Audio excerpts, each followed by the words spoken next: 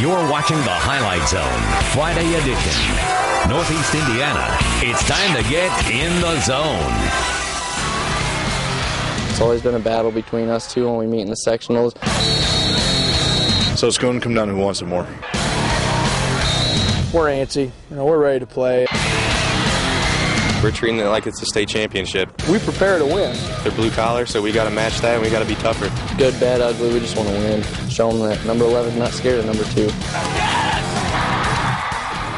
Well, at this point in the season, it's all about being a survivor, and tonight half your local teams will be voted off the island. It's sectional semifinals. You win tonight, you play for a sectional title in the month of November. And, of course, heading into Halloween weekend, teams looking to avoid the trick and get straight to the treat. Huge games all over the map. That includes 2 in Grant County, 1 in Penedo, and another in Bern. We are burning up the highways, but we start closer to home in sectional 4A11, or what you could also call the sectional champions. Of the 4 teams left coming into the night, Bishop Dwenger, East Noble, Columbia City, and Angola, all 4 of those won at least a share of a conference title this fall.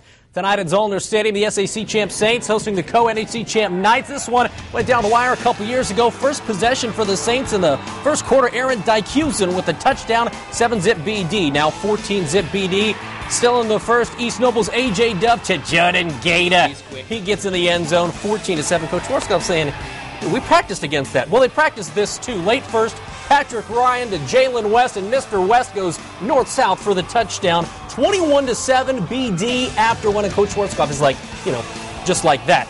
Second quarter, Dove to Jordan Gator. You can't mess with the Gator. 21-14. But watch this, Ramond Wright. What a big first half he had. A touchdown there. 35-20 BD at the half, and yes, Mr. Wright, like that guy, dresses in a phone booth. Why? Well, he's pretty fast. Watch him go around the end here. First possession of the third quarter for Dwenger. He's fast, 85 yards, 274 yards rushing for the game, and 1 hug from a very proud Papa. 42-20 Dwenger. Third quarter, East Noble not giving up. Nathan Mueller, touchdown. Dove, 333 yards, 4 touchdowns, but it's not enough. Jalen West with another touchdown here. East Noble made it a game, but Dwenger pulled it out 52-42. Chris Schwarzkopf, his 100th win with the Saints. About halftime, third quarter, we knew the offense was going to have to win the game for us because the defense was playing all right, but they were scoring on us. So the offense had to keep controlling the ball, and we had to score, and, we executed. They have all the heart in the world, and they gave us exactly what we wanted, and we couldn't ask for a better game. Well, I think first you have to give a great credit to East Noble High School. What a great game they played. Their offense was just phenomenal. Nobody ever quit, and they knew that if they did, we'd come up on the wrong end. So I was really proud of our effort. Everybody hung in there and kept playing. I wouldn't want to be cold on a night like that. All right, so who's up next for the Saints? The NHC's Columbia City or the NECC's powerhouse Angola? Logan Rare early on with the touchdown makes it 7-zip Columbia City. Alex Bauer looking to match, but he's intercepted by Connor Slavich right there. Nice defense from Columbia City. Next play, it's Logan Rare again. You saw him use the feet for a touchdown. Now he avoids the pass rush and gets it off to Stephen Farrer for a touchdown. 14-zip Columbia City. Bauer looking here. He'd find his favorite receiver, Robbie Boots, for a pickup right there. Then we're going to see Bauer tackled for a loss. Angola put up a fight in this one for sure, but it's Columbia City winning 41-27. So we got BD at Columbia City next week for a sectional championship. From 4A Sectional 11, we go to 4A Sectional 12, and that means we now go to New Haven. And that means more Rod Hissong, folks, who spent the night Rack and Helen's. We paid him for that. Then he went to John Young Stadium. What's up, Rod? Love the pizza over there. Tonight in New Haven, you had to figure offense would be the name of the game. The Southside Archers scoring 56 points last week, and that seems like almost nothing when compared to the Bulldogs. New Haven putting up 73 last week to beat Jay County. Bulldogs, led by running back Tay Von Hurst. Hurst, the only player in the state with over 2,000 rushing yards coming in. Bulldogs on the play fake, faked me out. Lucas Salerno finds Andrew Hoffner, 20-17 Bulldogs. Here's Tay Von Hurst, the man going to run right into your living room and then turn around and run right out the front door. He had 347 yards. I'll say it again, 347 yards, 6 touchdowns.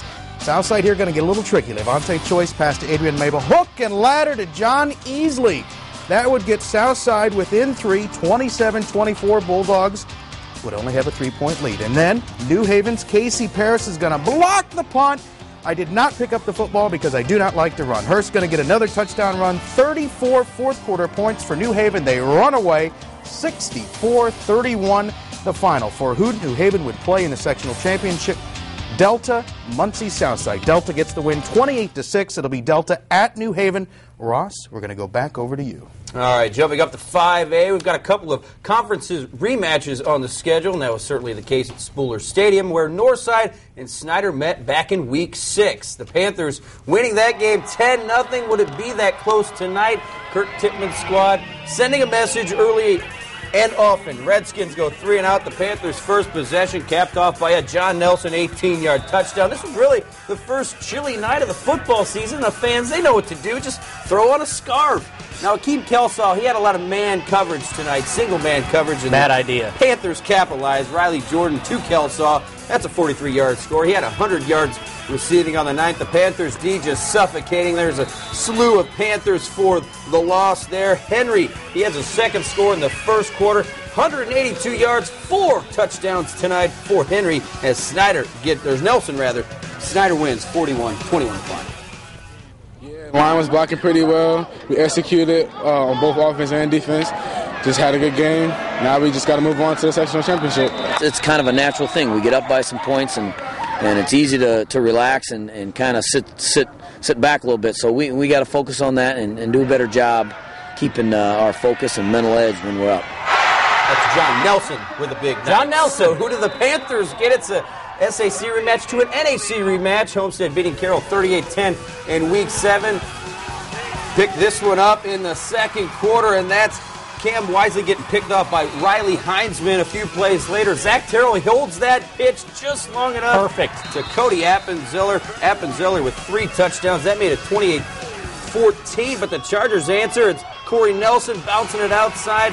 That made it a 7-point game, but here's the ensuing kickoff. It's actually fumbled by Grayson Baston. Picks it up, the old reverse, and Mr. Appenziller, he puts on the speed, 90 yards to the house. That's your backbreaker as Homestead shuts out the Chargers in the second half, 51-21 the final. All right, well, we've got 2 down, but we've still got 3 classes of football still to go. Coming up, we'll check in on a shorthanded Leo team in 3A. We're going to see if Bishop Luers could keep on rolling in a 2A. And in 1A, 2 top 20 teams clash in Penedo, Cherubusco at Southern Wells. Those highlights and more coming up in the zone.